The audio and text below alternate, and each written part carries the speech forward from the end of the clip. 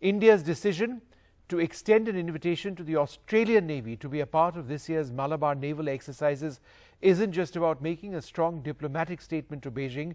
As China builds its navy at an unprecedented pace, a naval alliance composed of the US, Japan and Australia may be best placed to counter Beijing's growing maritime influence in the South China Sea and the Indian Ocean on the basis of their shared military capabilities. Now, key to India being able to attain this level of interoperability with the US, Japanese and Australian platforms may be linked to New Delhi agreeing to sign the Basic Exchange and Cooperation Agreement for Geospatial Cooperation, that's called BECA. That's an agreement which will allow the US to share precision satellite and topographical data from its constellation of military satellites on a real-time basis. And there's a broad understanding that New Delhi and Washington may close out signing this agreement, BECA, after years of negotiation when the foreign and defense ministers of both sides meet later this month in New Delhi in what are called the 2+2 talks. Well, joining us now, Ambassador Meera Shankar, our former envoy to the United States, and Captain D.K. Sharma, the former spokesperson of the Indian Navy. Ambassador Shankar, you would have been part of the process of negotiating BECA. That's the last, I believe, of the foundational agreements as they're known. What are India's reservations about BECA? Do we have any at this stage? I think we've had, reservations about several of the foundational agreements, but then we have been able to actually find a consensus text which works around these reservations or concerns that we might have had. For instance, take the LIMOA, the Logistics Exchange Memorandum of Understanding. Now that, provides for each country to be able to use the logistic facilities of the other. But we have made this, with discretion, so that it doesn't mean that if we disagree with any military intervention that the US might make, we would be forced to provide facilities. So we have built specific texts actually which are a departure from the standard US template and which work around the concerns that we have had. And that is the process that we have been engaged in with regard to BECA as well. I think this was one on which we probably had the strongest reservations. But from going by news reports, it seems that we are fairly close to concluding an agreement, and that this is likely to be announced or signed during the 2+2 talks. Yep. Captain Sharma, why does it make sense for Japan, Australia, India and the US to work together in the maritime sphere, given the common platforms that they actually utilize? Good evening, Vishnu, and good evening to all the viewers. A very pertinent question you have put out. You see, now we are talking about the commonality, and the area of operations which we are talking is from the east coast of Africa till the Pacific.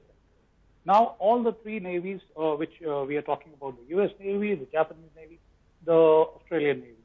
If you see that the Japanese Navy and the Australian Navy has got a lot of assets, which are the P-8 Boeing, the ASW helicopters, the probable induction of the Sea Guardian, and the interoperability issues will be totally sorted the moment, we have already signed all the basic foundational agreements, the COMCASA, the LIMOA. So we have the sets and we have the required communication equipment, which facilitates for exchange of information, and which is very, very necessary in case of keeping the maritime domain awareness up to date. Okay. So any asset, anywhere, if we are a kind of a partner to each other, then we have a full check on this vast expanse of ocean in which we are finding China now making forays, or maybe likely to make forays. As you know it, since 2008, they have been here in our waters on the alibi of anti-piracy, and after that, we have seen them growing. So now, if they can, exercise the kind of belligerence they are doing in the South China Sea. You never know, tomorrow the second island chain, the third island chain, and then they will start moving out from their backyard. That is what they claim to be, SCS. So it's a good step forward, and commonality of platforms, Right. commonality of assets, and the way we operate. It will be a big, good combination. Ambassador Shankar, do you believe that India's hand has essentially been pushed in getting closer to the United States given the aggression of the Chinese? Yes, definitely Chinese aggression in eastern Ladakh has pushed the buttons, as has Chinese aggressive behavior vis-a-vis Japan and Australia. You recall, each of the Quad members has been a bit tentative about this grouping because they were also concerned that it should not affect their equities in China. Because though all four had concerns about China, they also had equities. And there was a balance that they wished to strike.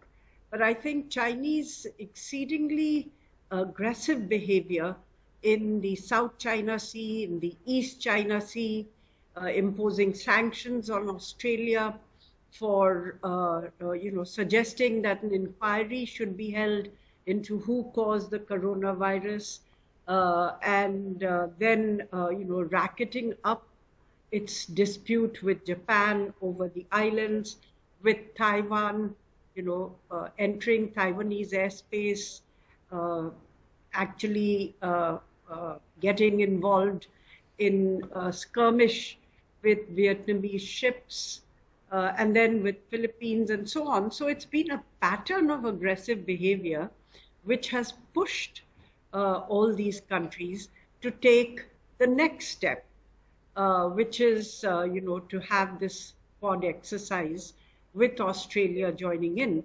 You'll recall that in 2007, for the first time, we had all four countries participate in the Malabar exercise and Singapore. And then China had given démarches to each of the four Quad members. And Australia, which had a new government under Kevin Rudd, a Labour Party government, had then decided to, walk out of the Malabar exercises. So there were, as I said, there was a certain tentativeness about the group, Right. which has now been overcome to take the next step. We've gone back to the point where we had the Quad exercising together in a military Sure. exercise. So that's a big statement, Ambassador, and I tend to agree entirely with what you're saying, that it's a return to where things were with the Quad a few years back, and these exercises perhaps pave the way for something larger in terms of a strategic relationship between all of these countries. Which shape this takes, it remains to be seen. Ambassador Shankar, thank you very much. Captain Sharma, thank you very much indeed. We're completely out of time on this program. Time for this short break.